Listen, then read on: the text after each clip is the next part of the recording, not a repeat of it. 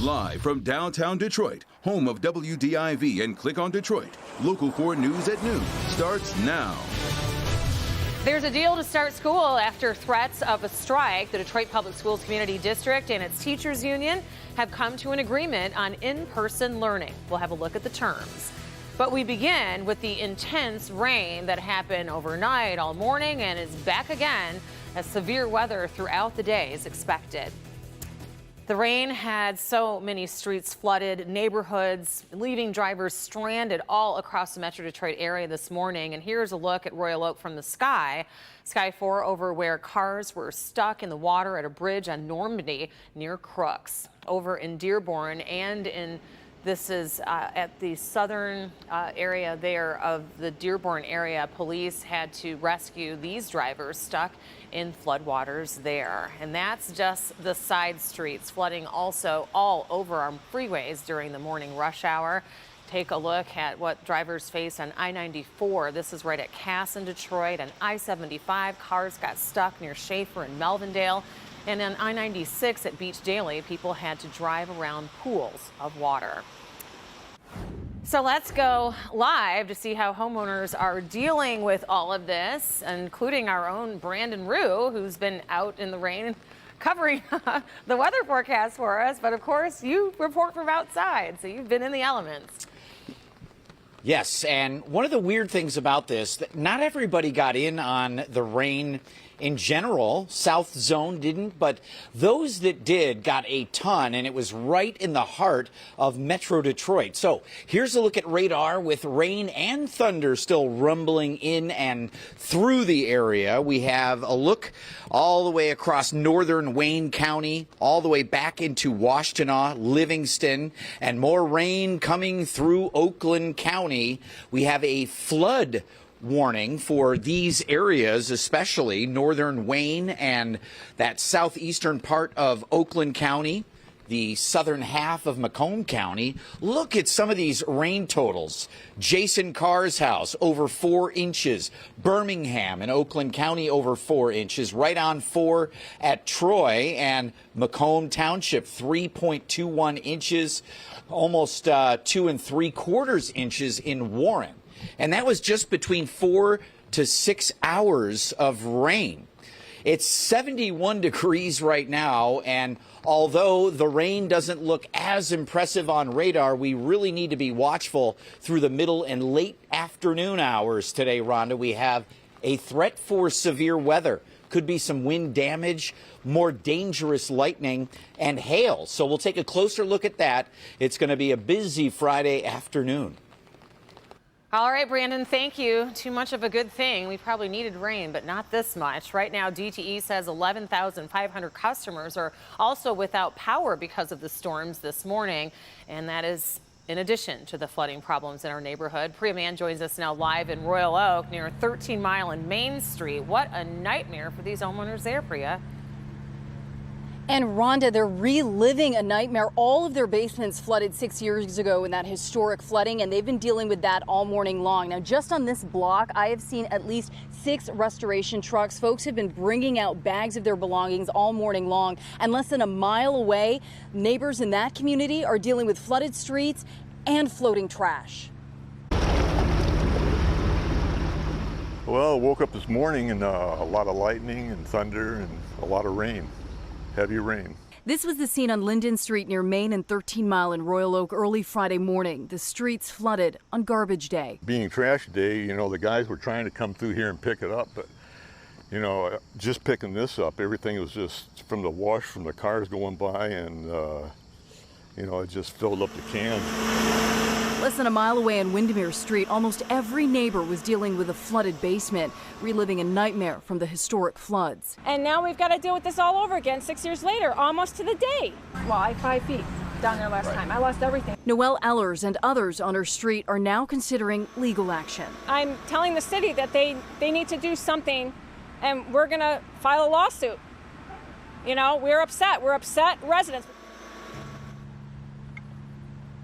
Yeah, she's not the only one who's frustrated on this street. Now, we've seen some drivers getting stranded. If you see a flooded street, your best bet is to turn around, don't drown. That flood warning remains in effect for Macomb, Oakland, and Wayne counties until this afternoon. So stick with Local 4 as these storms move through. Reporting live from Royal Oak, I'm Priya Mann, Local 4. Boy, do you feel for all those homeowners. Priya, thank you. A big announcement ahead of the start of school. Detroit Public Schools Community District and the Teachers Union have reached a deal to reopen school. The Detroit Federation of Teachers authorized a strike vote last week. Paula Tutman is digging into the terms of the deal. So obviously throughout the summer there have been a lot of moving parts in terms of Detroit Public Schools Community District. I think the important thing to know right now is that there's still two things on the table. Teachers, or the Teachers Union, Detroit Federation of Teachers, has just reached an agreement with administration for their back-to-school plan. In other words, those things that they need in order for teachers and staffers to feel safe going back into school. Here's what we can tell you. By the way, I am waiting for a Zoom interview with Dr. Viti, but I have talked to President Terrence Martin of the DFT, and he is explaining that teachers will now have the ability, at least representatives, to go into the schools to make sure that there are safety measures in place that make them comfortable. I think that part of what we also agreed to was making sure that we have the opportunity as a union to walk through and actually see it ourselves. You know, the district is obligated to provide to the union sort of a day in the life of a student. What happens when you walk into the building? How are you going to matriculate from the entry door to your classroom? Again, there's still a lot going on. We understand that there's still going to be protests to try to keep students out of in-person learning. Dr. Viti has made it very, very clear that he wants parents to have a choice. It is pivotal in the city of Detroit for parents who are not able to stay home with their young children.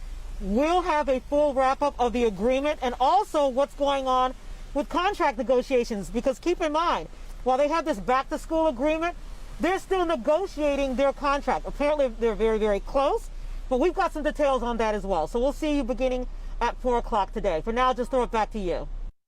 All right, Paula, thank you. Right now, civil rights activists are holding a march in Washington, calling for social justice and police reform. Thousands are gathered at the steps of the Lincoln Memorial.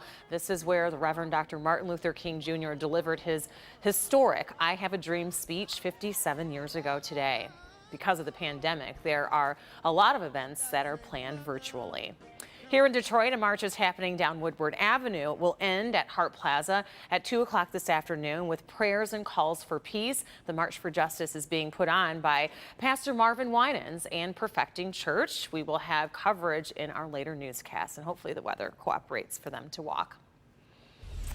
Michigan could top 100,000 coronavirus cases today. We're 42 cases away, 99,958 cases since the first case back in March. As of yesterday, there were 6,400 deaths in Michigan. And yesterday, we added 758 new cases and 16 deaths. What's left of Hurricane Laura that unleashed heavy rain and tornadoes hundreds of miles from the Gulf Coast where it initially made landfall.